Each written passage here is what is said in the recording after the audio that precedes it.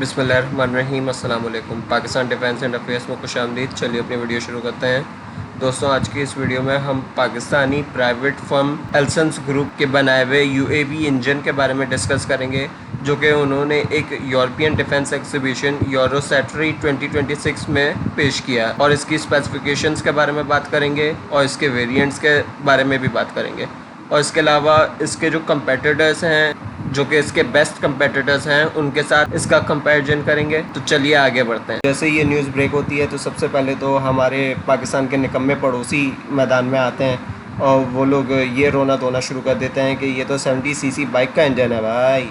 तो ये मैं मशरक़ी पाकिस्तानी पड़ोसियों की बात कर रहा हूँ, मगरबी नहीं, जो कि नमक हराम है उनकी बात नहीं कर रहा, जो कि जिनमें से तोड़ के हमने पाकिस्तान को बनाया उनकी बात कर रहा हूँ। तो अगर ये सपोज़ बाइक का इंजन है भी, तो पहले ये लोग ये रोना धोना करते थे कि पाकिस्तान बाइक का इंजन भी नहीं बना सकता, और अब जब बना लिया है तो अब ये लोग ये रोना धोना कर रहे हैं कि ये तो 70 सीसी बाइक का इंजन है भाई। तो पहली बात तो ये है कि ये एक 70 सीसी बाइक का इंजन नहीं है, और ये एक 280 सीसी यूएवी इंजन है, जो कि एक बाइक के इंजन से बहुत डिफरेंट होता है। तो सबसे पहले तो मैं ये बताता चलूँ कि इस इंजन को एल्सन्स ग्रुप के एडवांस काइनेटिक्स एरोस्पेस लैब यानी ACAL ने डेवलप किया है, और इसको 4 कॉन्फ़िगरेशंस में डेवलप किया गया है, यानी 120 सीसी, 170 सीसी, 183 सीसी और 280 सीसी, जो कि मोस्ट पावरफुल इंजन है इस क्लास में। तो मैं एक बार फिर से ये बात क्लैरिफाई कर दूं हमारे हर दिल अजीज़ निकम्मे पड़ोसियों के लिए कि ये कैसे डिफरेंट है एक ट्रेडिशनल बाइक इंजन से। तो सबसे पहली बात तो ये कि bike engines usually single cylinder होते हैं, जबकि ये इंजन जो है ये एक double cylinder horizontally opposed boxer configuration का इंजन है। और इस टाइप के इंजन ऐसा नहीं है कि बाइक में यूज़ नहीं होते, लेकिन बिल्कुल ही ब्रांडेड जो बाइक्स होती हैं जैसे BMW की बाइक्स हैं उनमें यूज़ होते हैं, लेकिन उसके बावजूद भी इनमें और उन हॉरिजॉन्टली अपोज जो बाइक इंजन होते हैं उनमें काफ़ी फ़र्क होता है।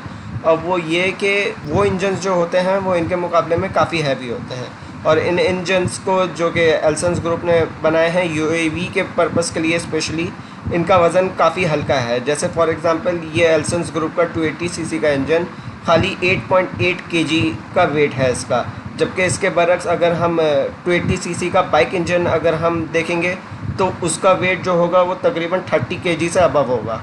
और इसके अलावा भी हॉरिजॉन्टली अपोज कॉन्फ़िगरेशन के इंजन्स को यूएवीज़ के लिए इस वजह से सेलेक्ट किया जाता है क्योंकि इनके जो 2 सिलेंडर्स होते हैं वो हॉरिजॉन्टली प्लेस होते हैं, और इन दोनों सिलेंडर्स में जो पिस्टन्स होते हैं वो अपोजिट डायरेक्शंस में मूव कर रहे होते हैं, जिसकी वजह से जो एक सिलेंडर से वाइब्रेशंस जनरेट होती हैं तो दूसरा सिलेंडर अपोजिट डायरेक्शन में मूव करने की वजह से उन वाइब्रेशंस को कैंसिल कर देता है। और ये चीज़ जो बाइक इंजन होती है उसके सिंगल सिलेंडर में पॉसिबल नहीं होती है, तो जिसकी वजह से वाइब्रेशन जनरेट होती हैं और उसकी वजह से यूएवी की परफॉर्मेंस अफेक्ट होती है, जिसकी वजह से सिंगल सिलेंडर इंजन्स को यूएवीज़ यानी लॉइटरिंग म्यूनिशंस के लिए प्रेफर नहीं किया जाता है। लेकिन ये वजूहत भी काफ़ी नहीं है।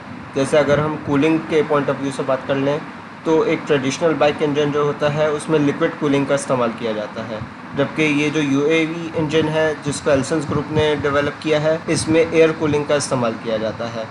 और इसके अलावा भी जो एक ट्रेडिशनल बाइक इंजन होता है वो वेरिएबल स्पीड्स के लिए डेवलप किया जाता है, यानी उसमें आप स्पीड्स को कम या ज़्यादा कर सकते हैं, जबकि यूएवी इंजन एक फिक्स स्पीड पर काफ़ी डिस्टेंस ट्रैवल कर सकता है। यानी अगर आप एक ट्रेडिशनल बाइक इंजन को कंटिन्यूसली रन करेंगे फॉर लाइक 5 to 10 आवर्स तो वो ओवर हीट की वजह से मेल फंक्शन कर जाएगा, जबकि इसके बरक्स अगर इस यूएवी इंजन को अगर आप 300 घंटे के लिए भी आप रन करते रहें तो इसका TBO यानी टाइम बिटवीन ओवरहॉल 300 घंटे का है, तो ये उस वक्त तक सही फंक्शन करता रहेगा और उसके बाद इसे ओवरहॉल की ज़रूरत पड़ेगी। तो ये एक ट्रेडिशनल बाइक इंजन और एक डेडिकेटेड यूएवी इंजन में फ़र्क है कि एक यूएवी इंजन को हाईली एफिशिएंट एलॉय से डेवलप किया जाता है, जिसकी वजह से इसकी एंड्योरेंस एक आम बाइक इंजन के मुकाबले में काफ़ी ज़्यादा होती है। तो अब बात कर लेते हैं इसकी स्पेसिफिकेशंस की। तो जैसा कि आप देख सकते हैं इसकी स्पेक शीट आपके सामने है।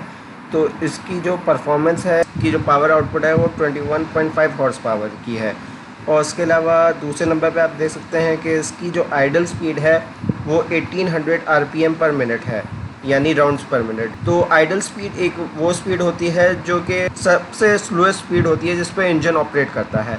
तो इस स्पीड पर यूजुअली इंजन की टेस्टिंग को परफॉर्म किया जाता है। तो तीसरे नंबर पर देख लें तो मेंशन है इसका स्टैटिक थ्रस्ट, जो कि 32 टू 34 kg है। और दोस्तों यही वो चीज़ है जो कि डिटरमाइन करती है कि ये किस कैटेगरी के लॉइटरिंग म्यूनिशन को पावर कर सकता है, यानी किस वेट क्लास के लॉइटरिंग म्यूनिशन के लिए ये इंजन सूटेबल है।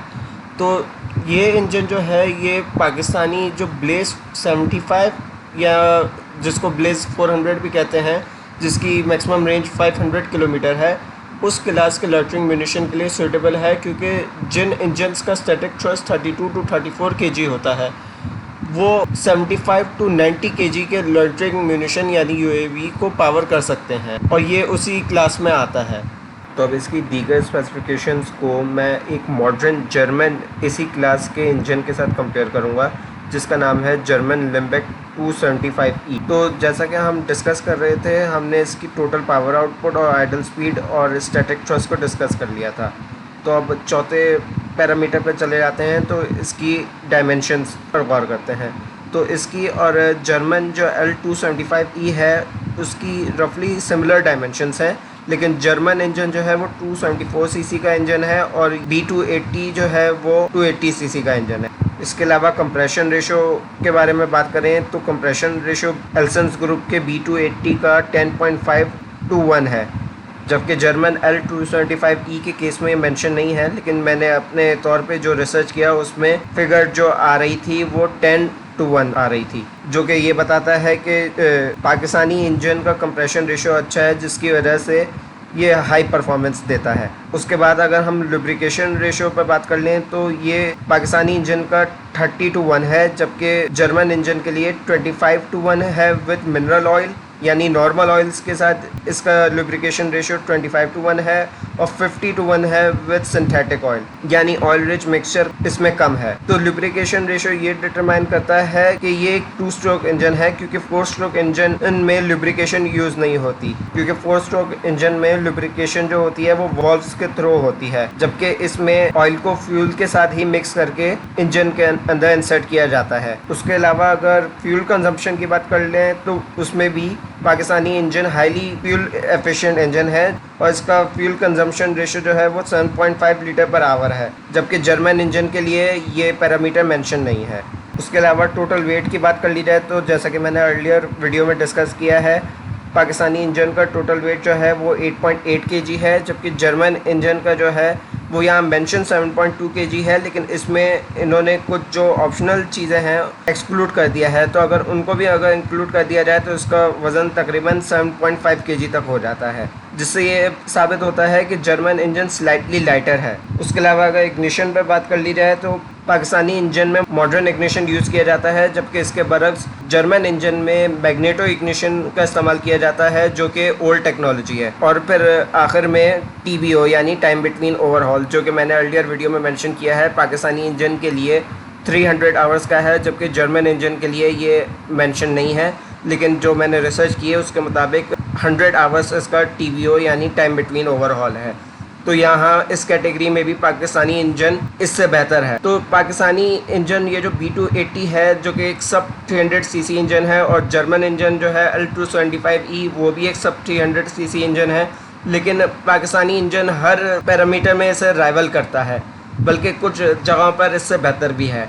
तो ये पाकिस्तान की टेक्नोलॉजिकल एक्सपर्टीज़ को बताता है, और इसी के साथ हमारा यहाँ ये कंपैरिजन जो है वो ख़त्म होता है। तो दोस्तों यही मेरा पॉइंट था इस वीडियो के लिए कि पाकिस्तानी इंजन को लेकर जो मिसकंसेप्शंस हैं उसे दूर किया जाए और इसकी स्पेसिफिकेशंस को बताया जाए और इंडियन प्रोपेगेंडा को काउंटर किया जाए। तो होपफुली आपको ये वीडियो पसंद आई होगी। अगर आपको वीडियो पसंद आया तो वीडियो को लाइक कर दीजिए, चैनल को सब्सक्राइब कर दीजिए और बेल आइकन पर क्लिक करना ना भूलिए। तब तक के लिए बस इतना ही। Thank you. अल्लाह हाफ़िज़।